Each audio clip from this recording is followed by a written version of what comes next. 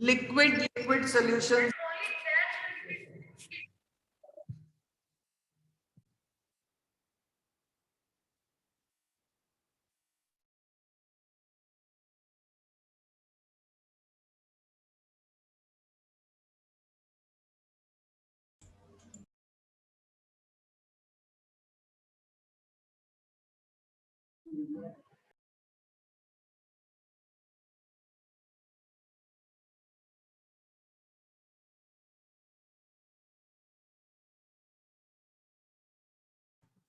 So write in your notebooks, vapor pressure of liquid solution means that kind of solutions which contain two volatile liquids, or you can say liquid solutions having volatile solute. Solute भी ऐसा है जो खुद volatile होता है जिसका अपना vapour pressure है. तो अभी हमने जो डिस्कस किया कि राउल्ट्स लॉ क्या बताता है, अब पहले डेफिनेशन लिख लो, आफ्टर हेडिंग राइट डेफिनेशन, इसको बाद में प्लॉट करना. Okay, right. Raoult's law states that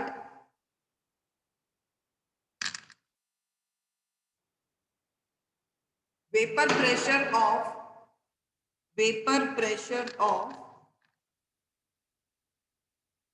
a volatile component, vapor pressure of a volatile component in a solution is equal to the product of its mole fraction in the solution and vapor pressure of that component, mole fraction in solution and vapor pressure of that component in pure state. And mathematically we can write it as partial pressure of any component. Suppose A, कोई भी एक volatile component, दो liquid का solution है, अगर हम एक component को A कह रहे हैं दूसरे को B कह रहे हैं, तो vapor pressure of A is equal to mole fraction of A and vapor pressure of A in pure state. Pure state में उसके वेपर प्रेशर को जो कांस्टेंट टर्म होती है, अदरवाइज एक लिक्विड के लिए मैंने आपको बताया कि every liquid has a fixed vapour pressure at normal और at a particular temperature, and this is the characteristic property of that particular liquid for a particular temperature. इस डेफिनेशन में भी राउल्ट्स लॉ में लास्ट में add कर देना at a particular temperature, because it is very important. If we change the temperature, vapour pressure will also change. तो at a particular temperature vapour pressure of pure liquid is PA not. और इस liquid में अगर आपने इसको एक solution में convert कर दिया, मींस इसमें कोई और लिक्विड मिक्स कर दिया, then new vapour pressure of that liquid will be equal to mole fraction of that liquid and mole pure vapour pressure of that pure liquid. ठीक है, same for second component PB. अब दो liquid लिए हमने, दूसरा भी volatile है तो उसका भी वेपर प्रेशर आएगा. PB is equal to XB PB naught. Clear? Now what Dalton's law suggests, according to Dalton's law of partial pressure, Dalton's law of partial pressure के according उसने gases के लिए find किया था, when gases are present in a mixture, then total pressure of the mixture is equal to the sum of partial pressure of all gases. तो same, because यहाँ पे ये liquid volatile है, तो we can apply this law and total pressure of the solution, whether you can write PT और कई books में आपको PS भी मिल जाएगा. PS means pressure of total vapor pressure of solution. Here I am writing PT. PT is equal to PA plus PB. Vapor pressure of component A and vapor pressure of component B. Okay, now this on putting the values of this, PT will be equal to XA PA naught plus XB PB naught. Okay, write mole fraction of A in terms of mole fraction of B. अगर आपको सिर्फ एक solute का mole fraction पता है, solvent का mole fraction आप निकाल सकते हो 1 minus xB करके. तो here we will write 1 minus xB PA naught plus xB PB naught. और आप अगर इसको मैथमेटिकली सॉल्व करते हो, you will be having PT is equal to PA naught plus PB naught minus PA naught multiplied by XB. So after solving, you will be getting this formula. ठीक है? So this is the final formula which you can apply if you want to calculate in a numerical what is the total pressure, vapor pressure of a liquid mixture which contains two volatile component. दो volatile component A और B हैं, एक का vapor pressure ये है. Suppose we can give it equation number 1, equation 2. So both of these will combine together to give this equation number 3. यहाँ and एक line add कर सकते हो. Total pressure, total vapor pressure of a solution containing two volatile liquids. Okay. Now what does this graph shows? अब क्या कर रहा है राउल्स लॉ कि एक लिक्विड का वेपर प्रेशर, एक सॉल्यूशन के अंदर एक लिक्विड प्रेजेंट है, उसका वेपर प्रेशर डायरेक्टली डिपेंडेंट है उसके मोल फ्रैक्शन के. अगर हम ग्राफ प्लॉट करते हैं, ये सपोज हम PA के लिए प्लॉट कर रहे हैं and here this curve PA जो है हमारा A कंपोनेंट का अगर सपोज ये एक कंटेनर में अकेला ही प्रेजेंट है, ठीक है, इस सिंगल कंपोनेंट A के लिए आपका जो वेपर प्रेशर होगा मैक्सिमम, इसकी जो इंडिविजुअली जब ये प्योर लिक्विड की फॉर्म में प्रेजेंट है, at that time it will be having the vapour pressure which is the characteristic property for that particular. Suppose अगर हम रूम टेम्परेचर की बात करें PA naught, ठीक है, PA naught is the exact vapour pressure when it is in the form of a pure liquid. और इस time पे इसका मोल फ्रैक्शन क्या था? XA का मोल फ्रैक्शन 1 था. Here XA is equal to 1. मतलब सिर्फ A ही लिक्विड था ना जब आपका ये वेपर प्रेशर जिसका इतना प्योर लिक्विड का जब होता है, XB 0 था. यहाँ पर आपने अभी उसमें दूसरा B लिक्विड मिक्स नहीं किया. बट जैसे जैसे आप उसमें B डालते जाओगे, बेटा मैंने आपको बताया था कि वेपर प्रेशर अगर मिक्सचर में आएगा तो वो डिपेंड करेगा कि उसका मोल फ्रैक्शन कितना किया आपने चेंज. तो 1 से डिक्रीज होएगा, obviously mole fraction will decrease. जैसे दूसरा लिक्विड ऐड करते जाओगे तो जैसे जैसे मोल फ्रैक्शन डिक्रीज होगा, इसका वेपर प्रेशर भी डिक्रीज होता जाएगा. And this line shows the vapour pressure of A liquid. ये जो कर्व आ रहा है ये A का वेपर प्रेशर का कर्व है. और अब आपने यहां से क्या किया, इसमें B ऐड करना स्टार्ट किया. B इनिशियली तो 0 था, बट हर एक चीज इंस्टेंट पे B की वैल्यू बढ़ती जा रही है. सपोज 0.1 2 3, यहां पर आके B कंप्लीट हो गया. Here XB 1 हो गया और XA बिल्कुल आपने 0 कर दिया. तो XA जैसे ही 0 होगा उसका, क्योंकि अब प्रेजेंट ही नहीं है A यहाँ पे, तो उसका वेपर प्रेशर भी 0 हो जाएगा. और XB जब कंप्लीट 1 मतलब उसका फ्रैक्शन 1 होल हो गया है, उस केस में ये जो मैक्सिमम वेपर प्रेशर आएगा ये किसके इक्वल होगा? PB naught के equal. Where PB naught is the vapour pressure of pure B. ये जो मैक्सिमम वैल्यू है ये कब आती है? जब प्योर लिक्विड प्रेजेंट होता है, जो उसकी कैरेक्टरिस्टिक वेपर प्रेशर वैल्यू है रूम टेम्परेचर पे. Okay.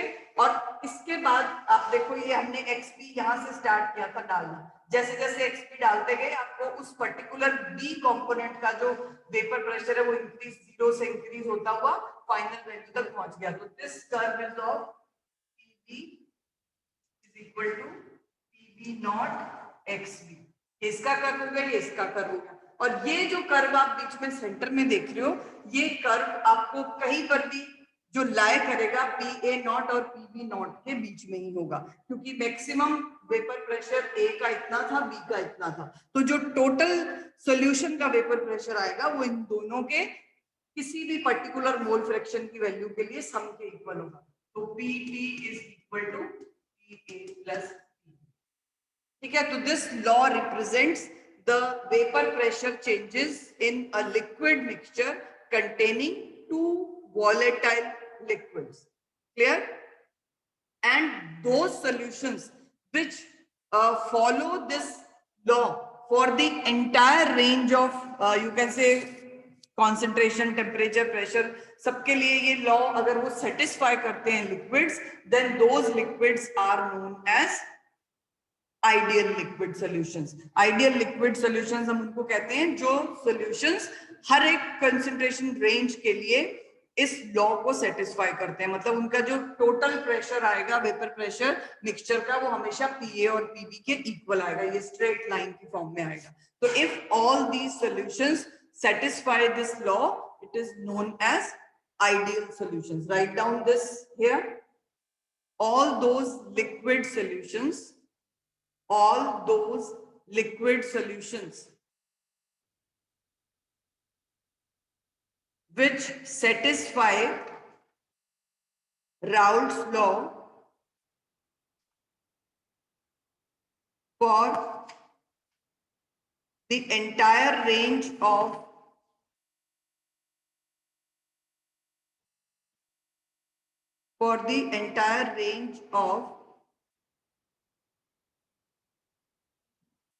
temperature and concentration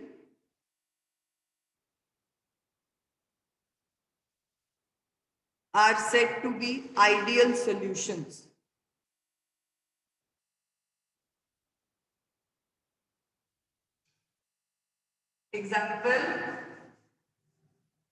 Examples: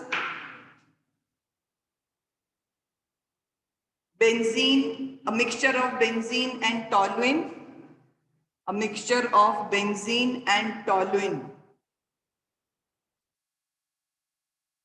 a mixture of chlorobenzene and bromobenzene, a mixture of normal hexane and normal heptane. ये examples हैं कुछ, those you can write. Next, write down Raoult's law for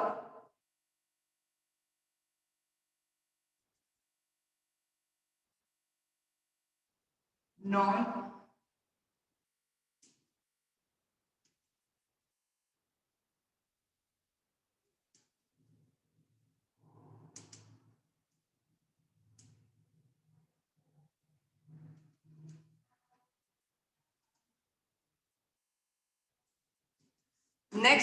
next heading लिख लो बेटा. अब liquid solutions में अगर आपका जो कंपोनेंट है जो सॉल्यूट आपने डाला है वो नॉन वॉलेटाइल. पहले हमने कौन सा लिक्विड सॉल्यूशन देखा जिसमें दोनों लिक्विड्स थे और लिक्विड जब होंगे तो वॉलेटाइल होंगे. But if we add a solid solute, मतलब हमने जो सॉल्वेंट तो लिया वो लिक्विड ही है, दैट इज वॉलेटाइल, बट जो सॉल्यूट हमने डाला वो एक सॉलिड सब्सटेंस है, whether it may be common salt, it may be sugar, it may be glucose, it may be urea, any kind of salt, solid when dissolved in a liquid. तो solid in liquid जब solutions होते हैं, आप कह सकते हो कि non volatile जो सॉल्यूट्स होते हैं अगर वो एक लिक्विड मिक्सचर में प्रेजेंट होंगे, then what will be the Raoult's law. तो here you can say Pa is equal to XA PA naught. ये तो हम सॉल्वेंट के लिए कंसीडर कर रहे हैं as the solvent is volatile. Okay, but as you know that solute is not volatile, मतलब एक सॉलिड सॉल्यूट है. अब सॉलिड सॉल्यूट क्या करेगा, थोड़ा सा एक्सप्लेन कर देते हैं यहाँ पे. Here you have a liquid A और अब आपने जो B ऐड किया है, B है सॉलिड. सॉलिड के जो पार्टिकल्स इस पूरे लिक्विड के अंदर मिक्स हुए हैं, तो कुछ पार्टिकल्स जो सरफेस पे हैं, एक अपना वेपर प्रेशर कब होता है जब उसकी सारी सरफेस जब वो खुद ही ऑक्यूपाई की होती है ए पार्टिकल्स ने, then it is the exact PA naught pressure. Okay, जिसको हम पीए नॉट से रिप्रेजेंट करते हैं. बट जैसे ही आपने इसमें बी ऐड किया, these solid non volatile solute particles will also acquire surface. वो भी तो surface पे आएंगे, जरूरी थोड़ी solvent molecule हर time surface पे रहेगा. तो they will always be present at the surface, occupying certain spaces in between the particles of A. तो अब जितने पार्टिकल पहले थे ए पर वो सारे एक ही थे, तो रेट ऑफ इवेपोरेशन हायर थी, वेपर प्रेशर हायर था. As soon as you added non-volatile solute to it, तो ये non-volatile solute खुद तो volatile नहीं हो पाएगा, मतलब क्योंकि उसकी टेंडेंसी नहीं है volatile होने की, और जो A particles वेपराइज हो रहे थे उनकी टेंडेंसी भी कम हो जाएगी क्योंकि सरफेस को काफी हद तक B पार्टिकल्स ने ऑक्यूपाई कर लिया. तो this is what when a non volatile solute is added in a liquid solvent, the vapor pressure of the solution or the mixture is decreased. This is the Raoult's law, and the solution का जो total pressure होगा that will be equal to the vapor pressure of solvent only, और वो हमेशा इस PA0 से कम रहेगा. मतलब दोनों लिक्विड के केस में तो ये डिपेंड करेगा दोनों के टोटल कितना चल रहा है, मतलब PA0 और PB0 के बीच में ही आएगा कहीं पर भी. बट ऐसे सॉल्यूशंस जिनमें नॉन वोलेटाइल सॉल्यूट ऐड किया है, यहाँ पर ऐसे लिक्विड मिक्सचर्स का, ऐसे लिक्विड सॉल्यूशंस का वेपर प्रेशर हमेशा इसके प्योर वाले वेपर प्रेशर से हमेशा कम होता है, because non volatile solute will reduce the vapour pressure, and PV जो यहाँ पे आएगा that will be zero. PV की वैल्यू जीरो होगी क्योंकि सॉल्यूट वोलेटाइल नहीं है. यहाँ लिख लेना for non volatile solute.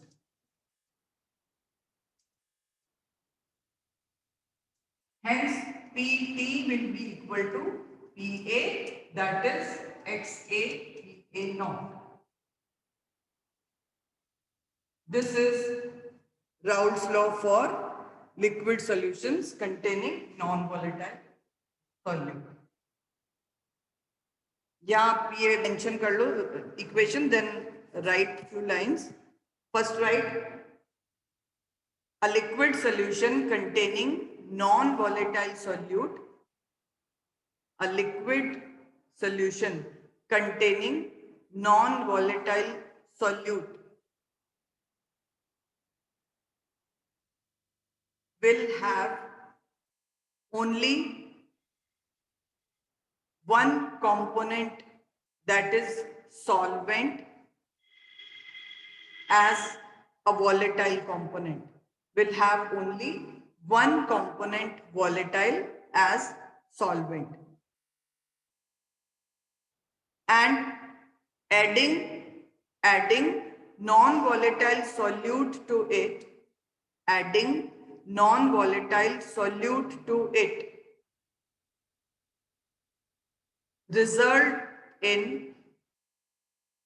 results in decrease of vapor pressure of the solution, decrease of vapor pressure of the solution,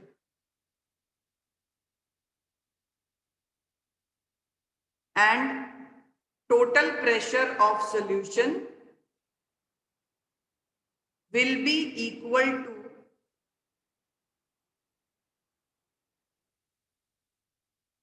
total pressure of the solution will be equal to the vapor pressure of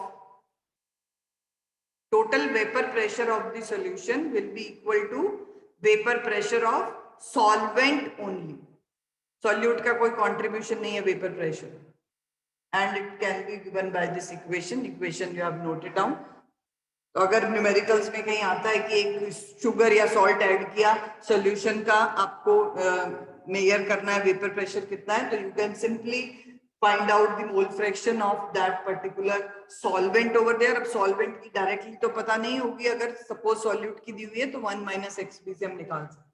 ठीक है, तो this is the equation for non volatile solute containing liquid mixtures.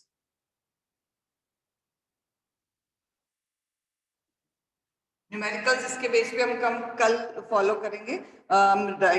Going to the next topic which is, अभी हमने पढ़ा कि ideal solutions वो होते हैं जो राउल्ट्स लॉ को थॉरोली एंटायर टेम्परेचर और कॉन्सेंट्रेशन रेंज के लिए फॉलो करते हैं. Next will come to know what are non ideal solutions.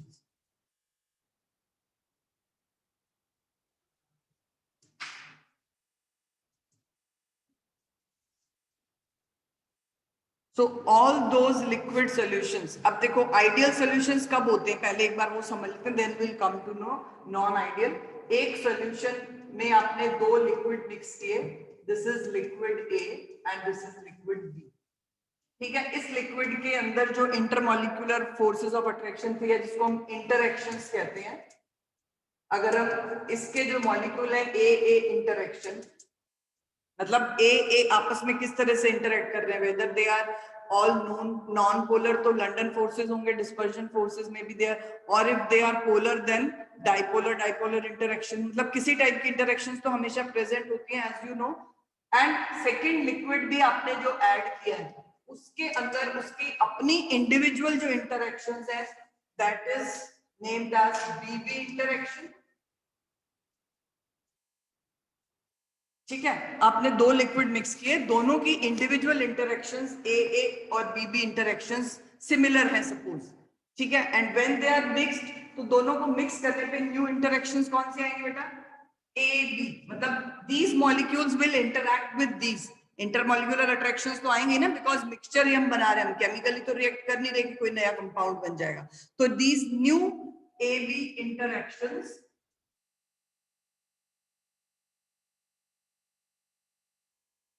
तीन तरह की इंटरेक्शंस आपके पास आ गई, एक ए में अपनी इंडिविजुअल इंटरेक्शन थी, एक जो बी लिक्विड है उसकी अपनी individual interaction, and when we mix both of these then a new interaction arises which is known as A B interaction. If all these three interactions are of similar type, similar magnitude, ये भी non polar है, ये भी non polar है, जैसे अभी मैंने आपको एग्जांपल्स बताए थे, आइडियल में बेंजीन और टॉलुइन को मिक्स किया, नॉर्मल हेक्सेन नॉर्मल हेप्टेन को मिक्स किया, क्लोरोबेंजीन ब्रोमोबेंजीन को मिक्स किया, तो सिमिलर टाइप की इंटरेक्शंस थी। तो सिमिलर इंटरेक्शंस वाले लिक्विड्स को जब हम मिक्स करते हैं तो जो सॉल्यूशंस बनते हैं वो हमेशा राउल्ट्स लॉ को फॉलो करते हैं। तो Raoult's law can be, you can से it remains satisfied for only these kind of solutions.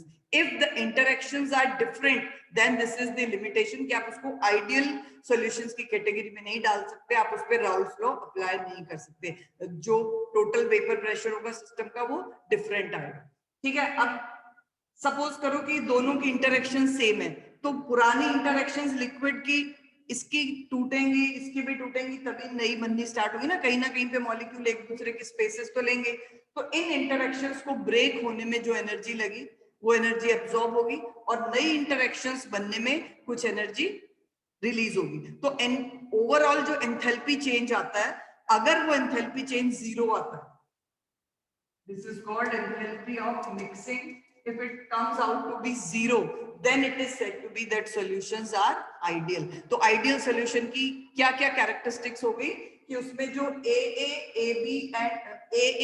BB and AB तीनों टाइप के interactions exactly similar होते हैं। Secondly, enthalpy change of mixing will always be zero because all interactions are of similar type. तो no energy changes will be associated, net energy changes नहीं आएंगे, enthalpy change will be zero, and जितना interactions होता है particles उतने closely आते जाते हैं। आपको पता है ना, अगर स्ट्रॉन्गर इंटरेक्शंस होते हैं तो particles they are held closer together, as interactions are same. तो सपोज आपने इसका 50 मिलीलीटर मिक्स किया, इसका भी 50 मिलीलीटर मिक्स किया, तो you will get exactly 100 millilitre of the solution, you will not be having any volume, मतलब 99 या 101 नहीं मिलेगा, जो स्लाइट चेंजेस आ जाते हैं अगर इंटरेक्शन सेम नहीं होती, क्योंकि अगर ये नई इंटरेक्शन वीकर होंगी तो पार्टिकल्स को थोड़ा थोड़ा दूर कर देगी और हल्का सा वॉल्यूम चेंज हो जाता है, बढ़ जाएगा। और अगर इंटरेक्शंस नई वाली स्ट्रॉन्गर हुई तो ए और बी को और क्लोज ले आएंगे और उसकी वजह से थोड़ा सा वॉल्यूम डिक्रीज हो जाता है। तो स्लाइट वॉल्यूम डिक्रीज और increase can be obtained if interactions are not similar, but when exactly similar interactions are present in all those components, then we get an ideal solution which has delta V. Volume change of mixing is also zero, means on mixing this volume there will be no change, mixing these liquids the total volume will be exactly equal to the volume taken of both of the components. Clear? तो अब ये ideal solutions and non ideal solutions में जो difference आ जाता है, आप ये थोड़ा सा टेबल पे कर सकते हो, या जहां हमने ideal solution नोट किया था वहां पर भी नोट कर सकते हो। ideal solutions and non-ideal solutions. Clear? First point you can write A-B interactions. A-B interactions are similar to AA and BB interactions. Okay. Ideal solutions में ए ए इंटरेक्शंस जो हैं they are exactly similar to A B interactions जो new वाली हैं they are exactly similar to A A and B B. इसको आप इस term में भी लिख सकते हो interactions between solute and solvent are exactly similar to solute solute and solvent solvent interaction. Whatever you can write A B लिखने में थोड़ा सा आपको इजी रहेगा, that's why I am writing in this way. और इसमें क्या आ जाएगा A B interactions are different, they are not similar, कह सकते हो different than individual AA और BB interaction. जो नई इंटरेक्शन है ए बी वाली वो इंडिविजुअल दोनों लिक्विड्स की अलग अलग इंटरेक्शंस जो हैं उनके मतलब ए की भी अलग टाइप की हैं, बी की अलग टाइप की हैं, तो ए बी जो नई इंटरेक्शन आएगी वो भी अलग ही टाइप की होंगी. तो इस केस में सॉल्यूशन क्या वेपर प्रेशर जो है वो राउल्स लॉ के अकॉर्डिंग आप कैलकुलेट नहीं कर सकते. These solutions will not follow Raoult's law. Second point आ जाएगा आपका डेल्टा एंथैल्पी चेंज. जब हम आइडियल सॉल्यूशंस को मिक्स करते हैं जिनकी इंटरेक्शन सिमिलर होती है तो enthalpy change of mixing. This is the symbol delta mix H. H is enthalpy, delta is change. तो change in enthalpy for mixing will be equal to 0. And यहाँ पे क्या आएगा second point delta H mixing will not be 0. Okay. And third you can write delta V volume change of mixing will be equal to 0 in this case. And third point here, delta mixing V is not equal to 0. It either may be more than 0 or less than 0. मतलब positive negative हो सकता है, but it will not exactly be 0. So these are three main points of difference between ideal and non-ideal liquid solutions. Otherwise definition क्या है? Ideal solutions always follow Raoult's law for the entire range of temperature and concentration of that particular. किसी भी amount में solute डाला, solvent डाला, अगर interaction same है, हर time वो Raoult's law follow करेगा. But non-ideal solutions will not follow Raoult's law for the entire range of concentration and pressure. Examples आपको ideal solutions में लिखवाए हैं मैंने. Benzene and toluene, mixture of normal hexane and normal heptane, mixture of chlorobenzene, bromobenzene, etc. Non-ideal में लो mixture of ethanol and water. Non-ideal solutions examples: methanol and water, ethanol and water, ethanol plus acetone. इनमें सब में ना interactions है तो सब में dipolar या हाइड्रोजन बॉन्डिंग बट डिफर करती हैं एक दूसरे से, क्योंकि इथेनॉल में जो एक्चुअली जो अल्कोहल्स हैं उनके अंदर जो R पार्ट है वो हाइड्रोजन बॉन्डिंग की जो स्ट्रेंथ है उसको वेरी कर देता है, और वाटर की हाइड्रोजन बॉन्डिंग डिफरेंट मैग्नीट्यूड की होती है, तो इंटरेक्शन सिमिलर नहीं आती है वाटर को जब अल्कोहल में मिक्स करते हैं. अब ये अलग अलग जो एग्जांपल्स मैंने आपको बताए non ideal solutions further 2 types के हैं. किसी में वेपर प्रेशर ज्यादा होगा इंडिविजुअल मतलब जो राउल्ट्स लॉ से आना चाहिए, किसी में कम भी हो सकता है क्योंकि इंटरेक्शंस या तो स्ट्रॉन्गर हो जाएंगी ऐड करने पे या कम हो जाएंगी अगर सिमिलर नहीं है तो. दोनों केसेस के लिए कैसे राउल्ट्स लॉ से वो वेरी करेंगे उसको हम कहते हैं positive and negative deviation. That will discuss tomorrow. Okay.